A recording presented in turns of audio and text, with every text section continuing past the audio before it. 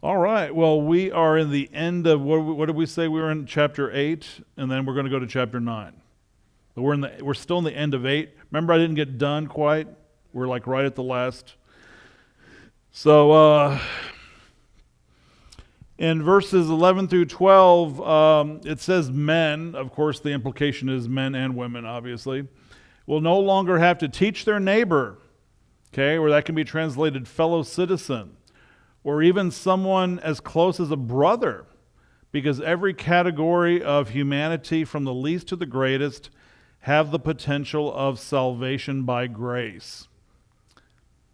And this is not to say that teaching is bad or no longer required. It's that saving faith is by God's grace and never through intellectual assent. So you can, there's a lot of things you can learn, but you can't really learn faith. You can learn about faith, but you can't really learn faith. So saving faith is not intellectual, nor is it temporal, right? And God's Spirit within us makes true spiritual learning possible and without force or great difficulty. We don't have to get beaten over our head because we don't understand something. So maybe that'll help, actually, but and really, I have found that the Holy Spirit helps me learn what He wants me to learn, and that doesn't mean I'm going to learn it all at that one setting. I learn more and more as time goes on, and I'm sure you're the same way. Human teachers have limitations, yet the Holy Spirit is limitless. A greater dynamic of grace in the new covenant is mercy, since sins can be forgiven.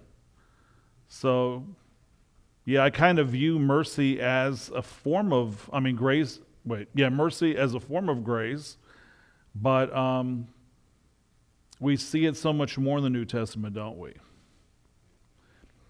And then any reference to God's mercy in the Greek, propidius, the Hebrew is salak, is always used only in relation to humanity. So God has displayed mercy to humanity, but, Jesus didn't come to save the whales. He didn't come to save the cuckoo bird or anything like that, He didn't come to save demons or the devil. He came, he came to for people, right? To find and save that which is lost. So, yeah. Under the old system, the sacrifices were merely an annual reminder of sin.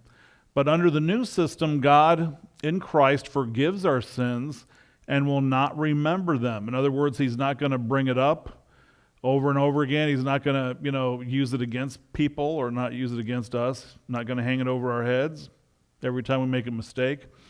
Lastly, by virtue of calling the new covenant new, it implies that the old is obsolete.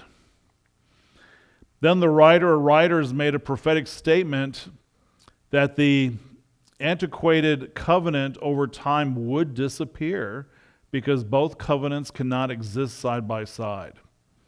So again, we don't throw the old away because the old has value, has great value, but we're not under that covenant. Does that make sense? In fact, most of us probably never were, because if you're not Jewish, you weren't never under. Right. Right, and because He's the only one, because He was the only one who could fulfill it, He was the only one who could also make the new one. Yeah. Today, the Old Covenant serves the New Covenant Christian as historical descriptions and provide many principles for dealing with the issues of faith and life for today. Whereas the New Covenant serves as a theological prescriptions and provides many precepts that we need as well. I put down there 1 Corinthians 10. If I'm not mistaken, the 1 Corinthians 10 is where Paul is telling the Corinthian church, he's listing all these things that happened in the Old Testament. And he says that these were written down to be examples for you, you know. And then a lot of people love that verse, that God won't give you more than you can bear. But that's taken out of context. That's part of that scripture right there. And if you read it in context, what he's saying is that God will give you more than you can bear if you're not leaning on him. He will give you more than you can bear. It's only when you're leaning on him and his word and these examples from the Old Testament, you know, that he gave us, you know, when you're leaning on all that, then he's not going to give you more than you can bear. The word disappear can also be translated to decay, dwindle, and disannulled. Primarily, that's what happened when the temple was destroyed. That kind of made it official, right? Even though what Jesus did, you know, was official, but they were still using the temple, right? And then when it was finally destroyed, well then, that was the end. The words Old Covenant and New Testament can be transposed, and yet in the strictest sense, the Sinaitic covenant within the Old Testament will disappear, but the Abrahamic covenant will not. So, yeah, sometimes you can transpose these words, sometimes you can't, just depends. So, that was the end of that one, and now we're going into chapter 9. The big 9. We're getting through it, aren't we? I get so many ideas of things I want to do, and it's just like, you know, I have to discipline myself to get one done and then go to the next and then go to the... Sometimes I start a bunch of stuff, and then I don't get any of it done. Hebrews chapters 9 and 10. And that is worship in the early tabernacle. Worship in the early tabernacle, but now, and I didn't know, I was thinking Roger would be here tonight. He sent me this, says, sorry, your username and password don't match. Yeah. Yeah, at least once a week, at least, you know. And I thought, boy, heaven's changed.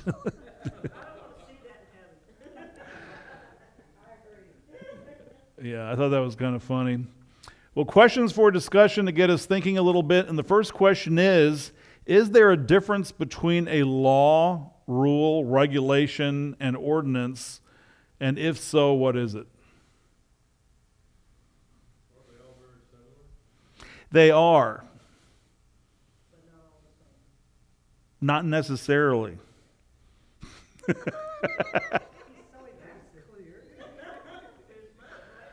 Well, I don't know the answer. That's why I'm asking you. Yeah. A law has consequences. Yeah, I like that.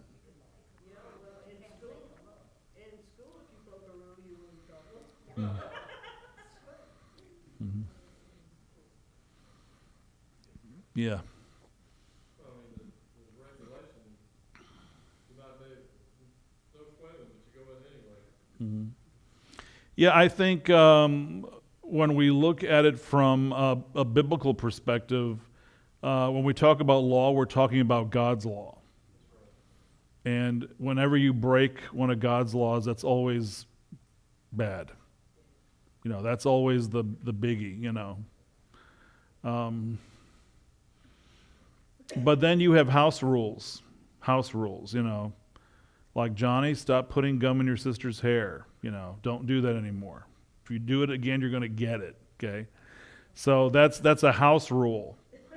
And so little Johnny, he presses that chewing gum in his sister's hair really good, you know? And then, of course, they can't, you know, they have to sit there and cut it out. And so now Johnny gets a whooping, okay? But it's infinitely worse to break God's law than to break a house rule, okay? And then, so, you know, we see these as lesser laws, if you will, lesser rules. And again, it depends on the context in which they're used. But an ordinance is actually something that you should do. Not that you have to do it, but it's something that you should do. Okay? Yeah, a good example is we have two ordinances in the church, baptism and the Lord's Supper. And that's something you should do, okay? You don't have to do it, but you're not going to lose your salvation. So depending on the context, the ordinance is almost like the opposite. These are all the things you should not do, and this is something that you should do, okay?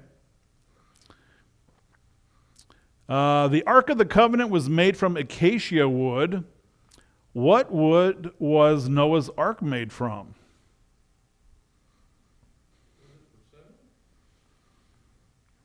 I don't believe so.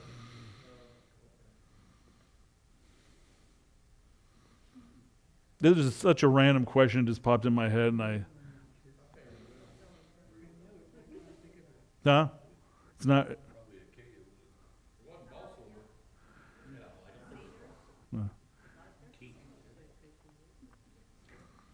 Well, remember what? Does anybody remember what the Bible actually says it's made out of?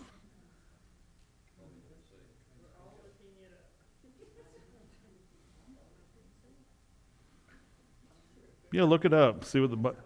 That's a novel idea. Let's see what the Bible has to say. Gopher wood. Okay. Now the question is, what is gopher wood?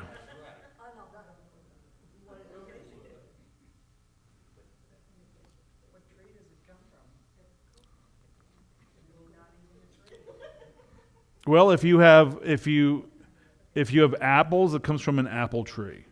If you have oranges, it comes from an orange tree.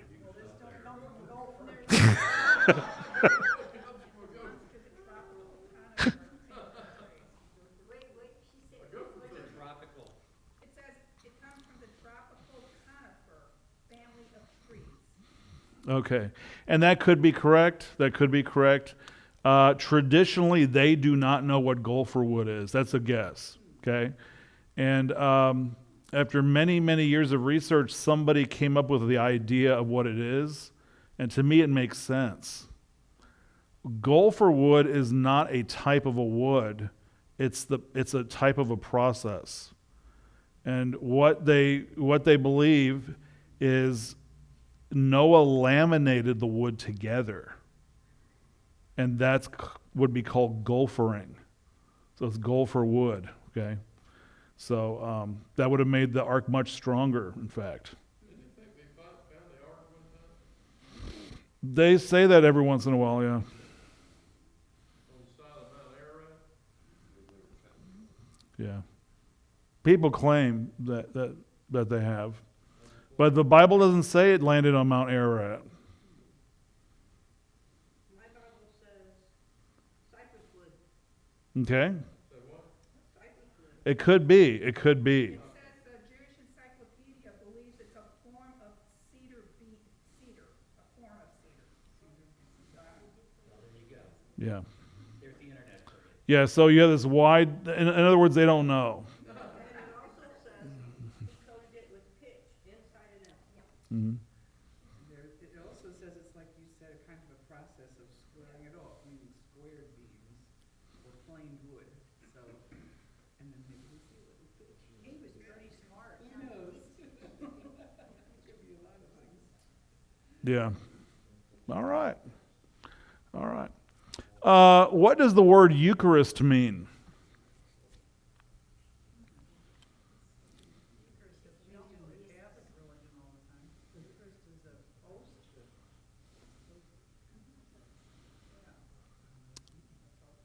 Host.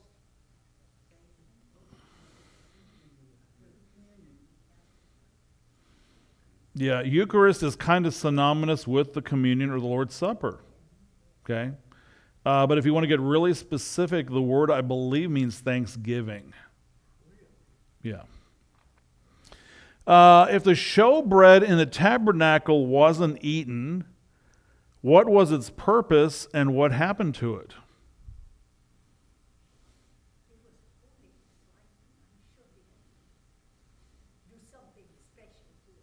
That's my thought. That the bread was holy, that you're giving the bread to God, and of course it would sit there till the next Sabbath, and it would be replaced. But then I'm thinking, well, what do you do then with the old bread? Because it was in the holy place, you would think that it would be, if it's disposed of, that it would be disposed of in a proper manner. It's just like, okay, you have an old flag. Okay, well, the proper procedure is to burn the flag, but you do it with respect, not like they do in the Middle East, burning the American flag. And the same thing if you have an old Bible that's falling apart. People feel like, oh man, it's a sin if I throw that Bible away, but there are ways of, disposing. Sometimes you have to dispose of things, right? Good example, for years and years and years, churches would give to the Gideons, and the Gideons would put Bibles in the hotels, but also the hospitals. And nowadays, most hospitals refuse them. And then those that do receive them encourage the patient to take it with them, because if that person had some kind of a disease or something, and they transferred it to the Bible now, just think how terrible it would be now. You pick it up and you're looking at it, and you get it. So it brings into a lot of different dilemmas and issues. And then the person could have thumbed through it, but they left it there. They didn't want it.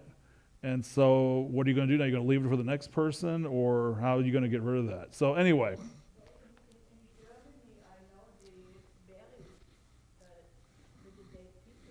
Mm-hmm. I've heard of that. A lot of people buried with their Bible. Yeah. Yeah, it's kind of a shame too, though. Did God permit the Israelites to make any graven images?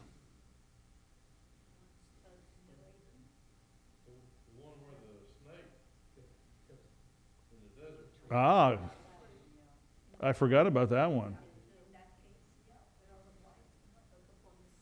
Are you sure? Isn't there an exception to every rule?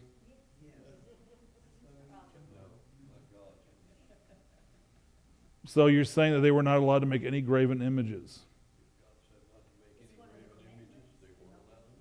Okay, but they were allowed to make graven images of the cherubim. Cherubim flew above the ark. Yeah. Graven images of what? The cherubim.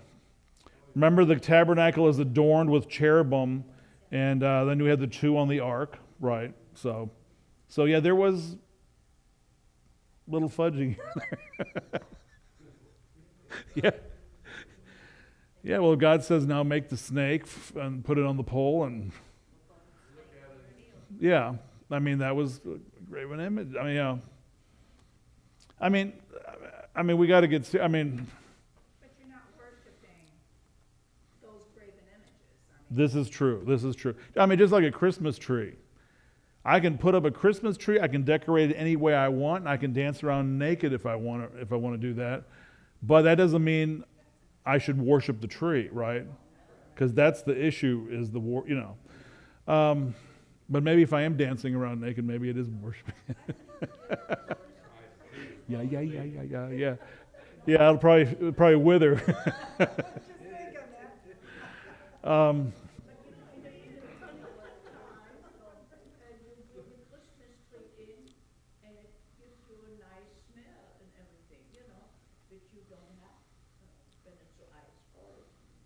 Yeah, but we don't worship the tree. Yeah. Well, okay. Let me just pick on this a little bit longer. You're not supposed to bear false witness. In other words, you're not supposed to lie. Okay. But God does not expect us to tell the truth in warfare. Because if you tell the truth in warfare, then you're called a traitor. You know what I'm saying?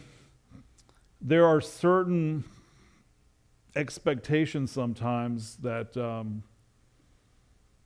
you know.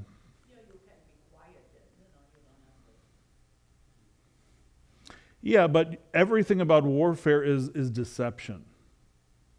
And so you'd want to lie and give the enemy the false information so they act upon it, right?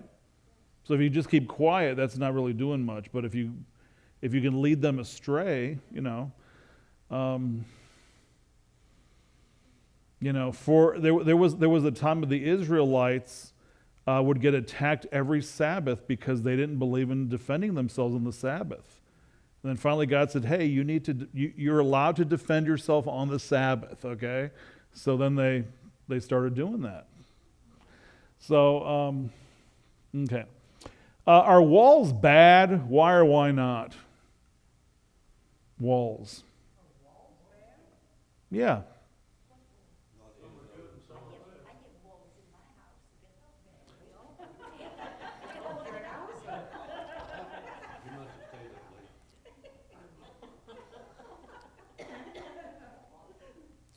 Well, okay. I guess it depends if whether you're trying to keep something in or you're trying to keep something out.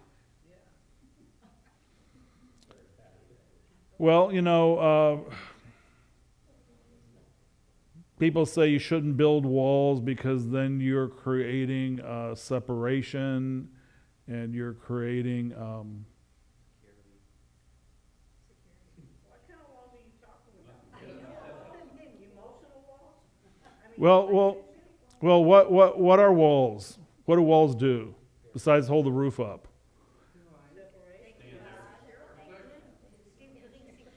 Yeah, they bring security, right? Yeah. But some people would say, well, instead of building walls, we should build bridges. We should build bridges. That sounds much more profound. Yeah, but they build the walls around cities to protect the city. Right. Right. I mean, I agree with you. I'm just saying, If there was no enemies, then you could put bridges. mm-hmm. And I think that expression, or I always thought it meant, is like, you don't want to just block everyone out, maybe we should reach out and help them, so instead of a wall, we should make a bridge. But a wall in your house or for protection is good, Mm-hmm. so I don't know. Yeah, even Jesus said, I will build my church and the gates of hell will not prevail over it. So hell has walls and gates, and it is to protect themselves from the church. And usually it's the church that's on the defense running away when we should be on the offense and we should be attacking, right? There are. And why do we need walls in heaven? Right? If we're safe in heaven, why do we need walls? Keep people from seeing you dance naked. Well, I was just going to say that, if we got to use the bathroom or something, it's nice to have a wall. Yeah. Anyway.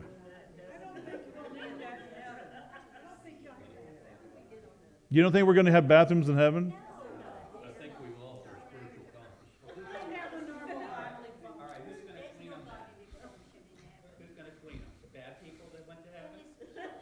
Purity in heaven, it's pure. Nothing you eat is impure. There is not going to be anything to remove.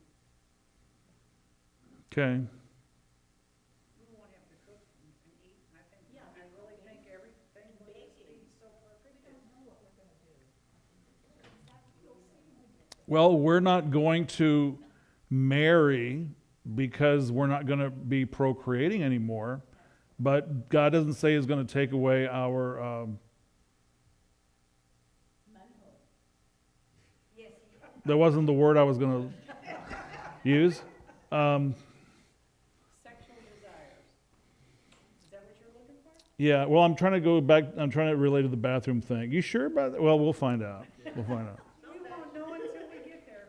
Yeah. I go to prepare a place for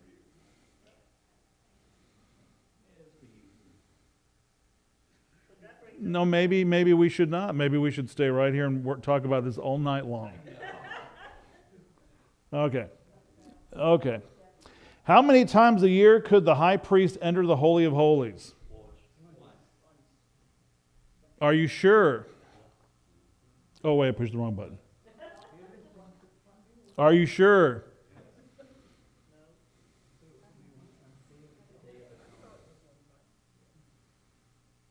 Isn't that just one guy? Yeah, the high priest. He's the only one allowed. He was allowed in one time a year for the Day of Atonement, but that doesn't mean he was allowed in only one time during the Day of Atonement. So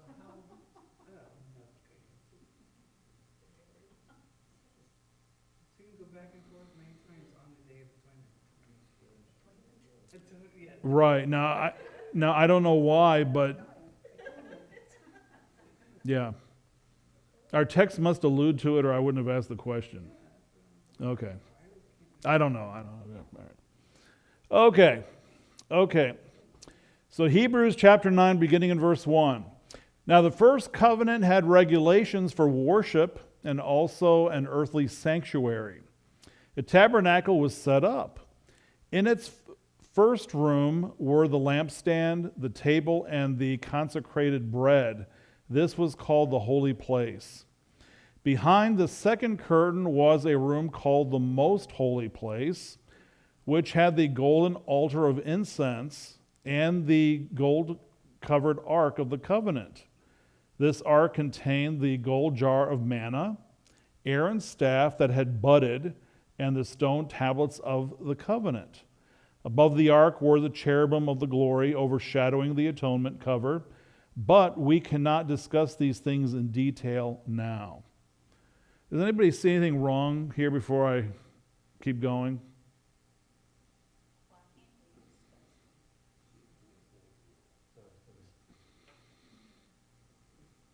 I mean, The only thing that I see is the altar of incense. yes. But it was in the holy of holy, not in the most holy. Yes. I'm glad you noticed that. Yeah, because right away I thought, well, wait a minute, have I been wrong all these years, or am I misreading it? Right, the altar of incense stands before the veil, right? And the priest on a regular basis does offer incense. In fact, they do it twice a day, right? And it's not behind the veil in the Holy of Holies, it's in front of the veil, right? Was the lampstand not in the most holy place either, was it? It was outside. Right, it was in the holy place. Yeah. The holy place, and then you have the most holy place. Sometimes it's referred to as the Holy of Holies. So I try to stick with the Holy of Holies just to keep from switching back and forth and making it confusing. Okay, chapter 9 resumes the subject from Hebrews 8:5. Thus, chapter 9 deals with the inferiority of the old covenant made at Sinai in comparison to the new covenant because of greater access to God. The death blood of bulls and goats merely covered sin, whereas the death and blood of Christ is all sufficient to purge away our sin. Therefore, we are constantly hoping for his appearing, so we can receive the perfection or completion of our salvation. So, yeah, whether you go to be with Jesus first or he comes to be with you first, either way, he's not done with us yet. You know, we still get the new bodies that don't poop anymore or anything like that, or won't need toilets anymore. Yeah, okay. In accordance with the command given to Moses, the first covenant had regulations for outward worship and an earthly, visible, and physical tabernacle, also known as the sanctuary. You have ordinances of divine right and institution. Or ordinance, technically in this context, that's what that means. A divine right and institution. So it's something that you have a right to do as one of God's children. You know, something that you should do, you have a right to do it, but again, you don't necessarily have to do it. And then after the death, burial, and resurrection of Christ, the new covenant began, and the old ended. In other words, it no longer exists. Yet its rites were observed till the destruction of Jerusalem. So you still had people going to the temple and going through the motions and going through all that stuff, really for nothing, right? Yeah. The tabernacle was constructed under Moses. This earthly sanctuary was composed of the elements of this world, so it's mundane in contrast to the heavenly sanctuary. So just think about it. That thing had gold in there, wall-to-wall gold. You know, beautiful carvings and, you know, it's hard to even imagine how beautiful it was in there. You know, tapestries of all different colors and with all the gold all over the walls and everything, can you imagine how that giant menorah, how that room lit up, reflecting that light, and how gorgeous that was? And yet it really is mundane and compared to the one in heaven. Can't compare them. Yeah. A friend of mine who spent some time in Egypt, doing a lot of studying in Egypt, and I don't know exactly what he did exactly with the King Tut exhibit years ago, but one thing he said is that when the King Tut came to the United States and did the tour, he said every day they had to polish the gold because it would tarnish. Because the Egyptian gold was of an inferior quality to that of the Israelites' gold. And so when God took them out of Egypt with a lot of the Egyptian gold, God taught them how to refine it and make it even purer. So they didn't have to polish it anymore. Good gold from Ophir, O-P-H-I-R. Solomon used to get a lot of gold from Ophir. Yeah. I don't know where that is. Yeah, he had mines everywhere, even deep into Africa and India. Yeah, so he had gold mines, silver mines, everything. Yeah. Did I read that one already? Elements of this world, no matter how precious they may seem, will eventually perish, and so are religious, and so they are religiously defective. The outer court was a secular and common place, whereas the inner Holy of Holies was appropriated to God and not accessible to men. So just to put this into perspective, this is really the outer court out here. This is where the tents were set up. This is where everybody was living, okay? And really, it looks like people are kind of walking in and walking out, but that's not the case. I mean, it is for us because we're like on a tour now, right? We're taking this tour, okay? But in reality, only the priests were allowed to go into this part, okay? And so they would have their area where they would slaughter the animals. They would burn certain parts of the animal to God. Every time any animal was sacrificed and burned, the priests had to go through a very elaborate process of ceremonial washing. And only after ceremonial washing were they allowed to go in. So the entrance this would actually be called the first veil, is going into the holy place. And then the second veil, which is usually the one we think of, that separates the holy place from the Holy of Holies. Okay. Hey, I didn't do that one right. Do you see how it all popped in there? Usually, anyway, okay. That irks me. It irks me when I do something. Okay. Okay. The tabernacle was entered from the priestly court through the first veil. The second veil separated the holy place from the Holy of Holies. Holy of Holies, holy, I wrote. See? That's what happens when I'm in a hurry, okay? The first chamber was the holy place, which contained the lampstand, also known as a menorah. It was made of hammered gold and placed at the south side on the left. So when you're walking in, it would be on the left. And then the menorah had 7 branches, or 7 lamps. So if you think about it, this is the menorah, so it actually has 6, 3 on one side, 3 on the other. The central one making number 7, okay? And they were kept burning day and night. It was kept burning, always burning. So that had to be maintained. This is a replica. That's why it looks like it's in a museum. You know why it looks like it's in a museum? Because it's in a museum, yeah. Yeah, it's a replica of the one that would have been in the tabernacle. Yes. Okay, so the tabernacle itself was movable, though.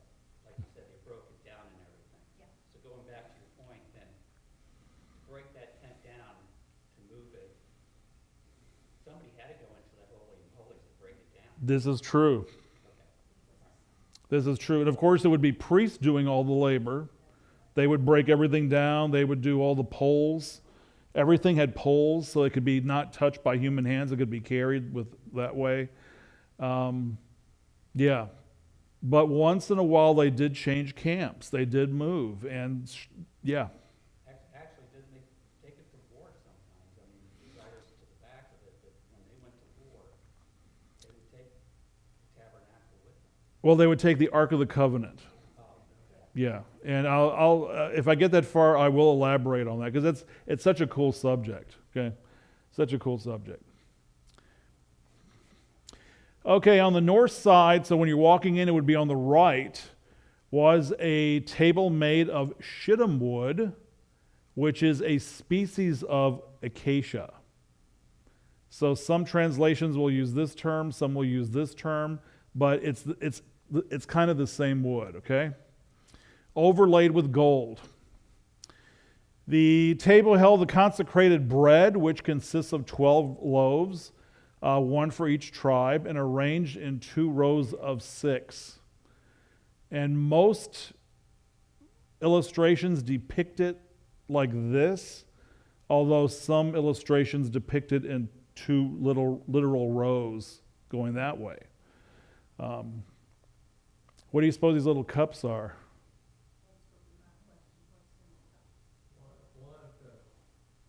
I think it's wine. Yeah. First, I thought it looked like pancakes and maybe there was syrup in there, but no. I'm pretty sure it's wine. Look like pancakes. Yeah. Yeah. Every table, almost everything, except for the lampstand, obviously, everything had a rim around it. And that's because everything was so precious and holy, they are afraid that something might fall off or roll off or something. And just think, you're the priest doing your service in there, you're shaking, you're scared, you're nervous, you don't want to make a mistake. And so, just little details like that's very interesting. They were replaced every Sabbath, the bread. What they did with the bread, I don't know. Yeah, I would think that they would make a lot of bread. They would give the best to God on the Sabbath, and then they would eat fresh bread. I wouldn't think they would leave it around a week and then eat it. I don't know. Maybe they ate it. The lampstand and bread represent Jesus Christ and his gospel.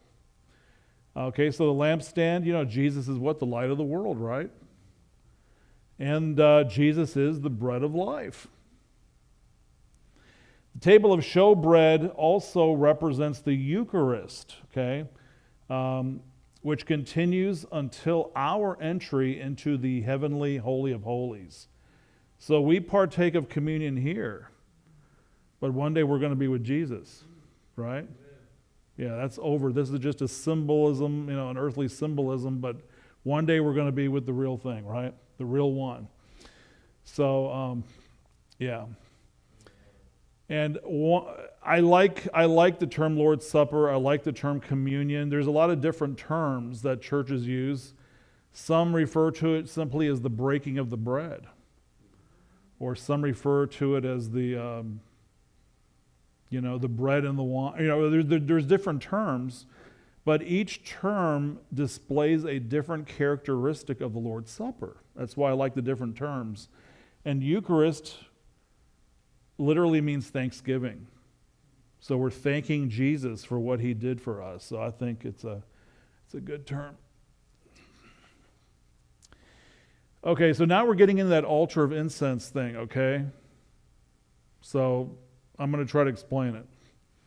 Notice in verse 4 that the author or authors placed the golden altar of incense behind the curtain in the Holy of Holies, the most holy place. One explanation is on the Day of Atonement, the high priest took incense from this altar along with the blood of the sin offering into the Holy of Holies where the Ark of the Covenant sat. Therefore, the purpose of this description is just a description, is to demonstrate the close relationship that we have to God through the intercessor. Because the intercessor, when he burns the incense, it's not just to smell good, but it represents the prayers of the saints, right? And so it's just a symbolic way of saying our closeness we have. But not everybody agrees with that. The importance of its part in that whole thing. Also, its purpose is pretty important in the whole. It is. It's really important.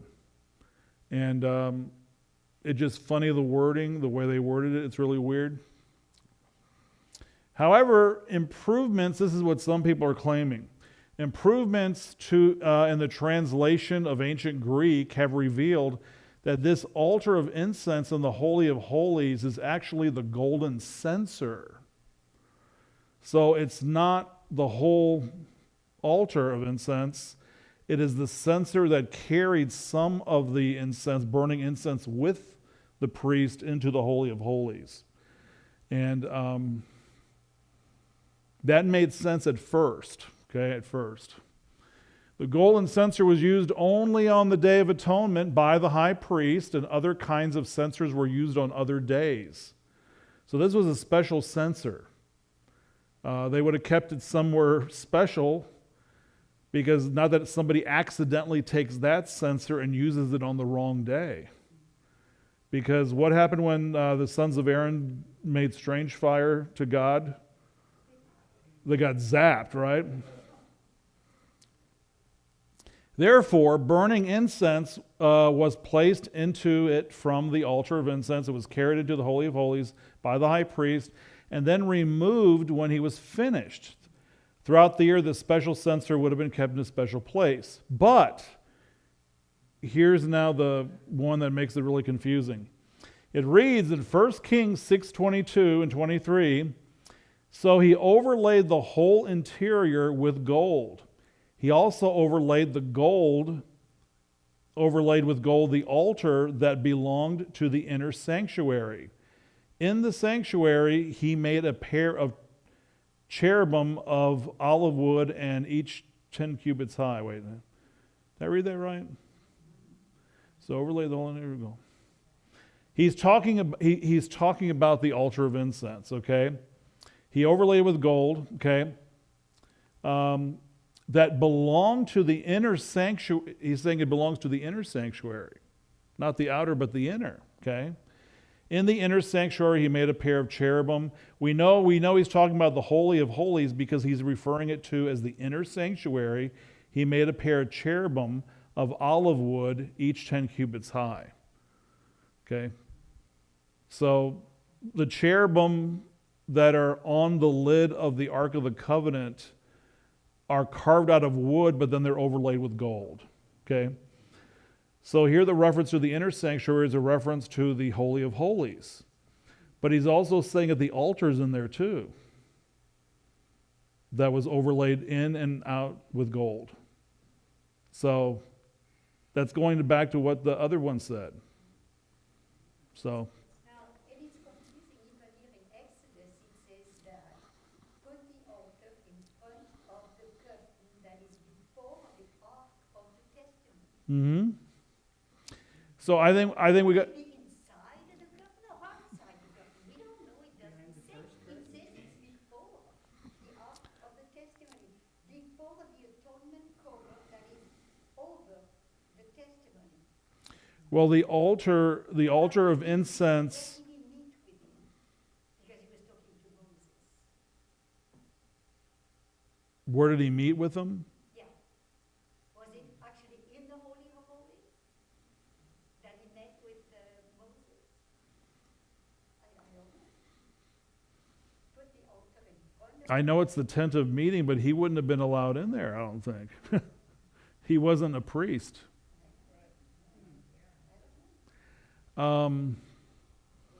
I think we got to go back to what that first commentator said, that there's a symbolism there of the closeness that God's children have with him through the intercessor. Before, the intercessor was a man, so the closeness wasn't that great. But now our intercessor is Christ. And so it's a much closer deal. Hey, we're out of time. Next week, we're going to get into the Ark of the Covenant a little bit more deeply. And it's really cool. If you're into that, we're going to talk about that. So be here. A cubit, what measurement is that you would now like feet? Okay, a cubit. Now, just off the top of my head, I thought a cubit was the average distance from a man's elbow to his longest finger is 1 cubit. Isn't that right? Or am I wrong? And